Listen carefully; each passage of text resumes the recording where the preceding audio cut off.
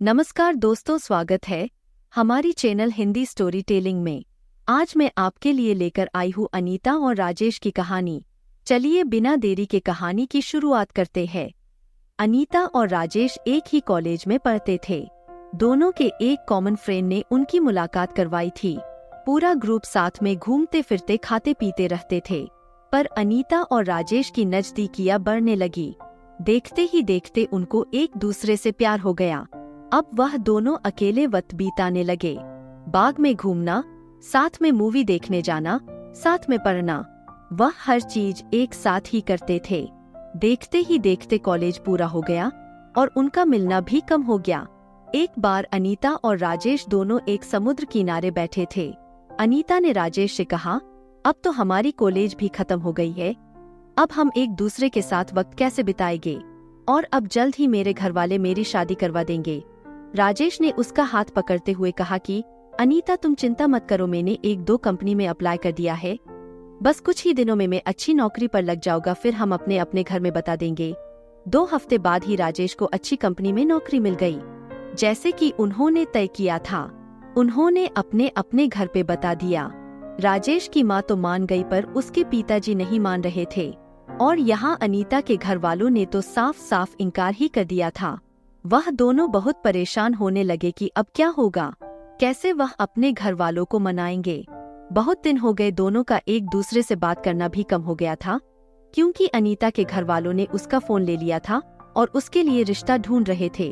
वह कभी कभी अपनी सहेली के घर जाती, तभी राजेश को फोन कर पाती थी और बस हमेशा यही कहती कि राजेश, तुम जल्दी ही कुछ करो वरना मेरी शादी हो जाएगी।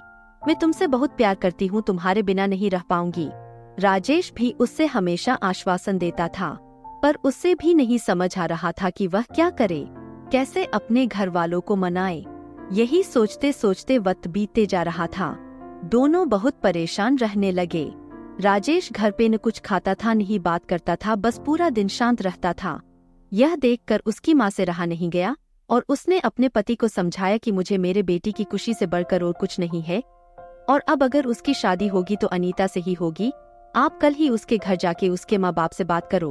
अगले ही दिन राजेश के पापा अनीता के घर गए और अनीता के माँ बाप से बात की और उन्हें समझाया कि हमारे बच्चों की खुशी में ही हमारी खुशी होगी।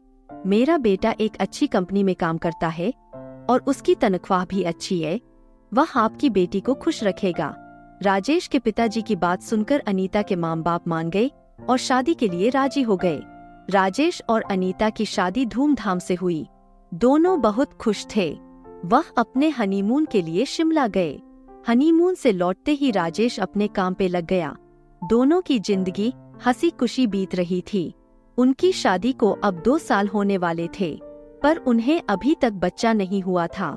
घर वाले, रिश्तेदार, सब लोग अनीता से हमेशा यही सवाल पूछते थे कि खुशखबरी कभी दे रही हो, पर वह हमेशा मुस्कुरा कर बात टाल देती थी। राजेश और अनीता भी बच्चा चाहते थे, पर उन्हें हो नहीं रहा था। बहुत डॉक्टरों को दिखाया, सब टेस्ट भी करवाई, लेकिन कुछ फायदा नहीं हुआ। अनीता की सास उससे बाबा के पास भी ले गई, पर वहाँ से भी सिर्फ निराशा ही हाथ आई। अनीता बहुत परेशान थी। उसे यही चिंता खाई जा रही थी कि वह कभी माँ नहीं बन पाएगी। 4 साल बीत गए, पर उन्हें अभी तक बच्चा नहीं हुआ। एक दिन राजेश ऑफिस से लौटा तो उसकी माँ उस पर चिल्लाने लगी कि तूने अपनी मर्जी से शादी की, अब देख रहा है ना, बच्चा भी नहीं हो रहा। अब हमारा वंश आगे कौन बढ़ाएगा? लोगों के ताने सुन सुन कर मेरे कान पक गए हैं। आखिर हमें भी इच्छा होती है कि अपने पोते पोतियों को देखे। यह सब अनीता सुन रही थी। राजेश ने अपनी माँ को समझाया कि जरूरी नहीं कि आपकी बहू में ही कुछ कमी हो, मुझ में भी तो हो सकती है, आप शांत हो जाइए। जैसे तैसे उसने अपनी माँ को चुप करवाया और अपने रूम में चले गया। वहाँ अनीता बहुत रो रही थी। राजेश उसके पास गया और उससे गले लगाकर कहने लगा, तुम चिंता मत करो, सब ठीक होगा। मैं हूं ना तुम्हारे साथ, में तुम्हारा साथ कभी नहीं छोड़ूंगा। और माँ की बात का बुरा मत मानो, वो ऐसे ही कहते हैं, गुस्से में जाने दो। खाना लगा दो, हम साथ में खाते हैं। अनीता थोड़ा शांत हुई और खाना लेकर आई। दोनों ने साथ में खाना खाया और सोने लगे।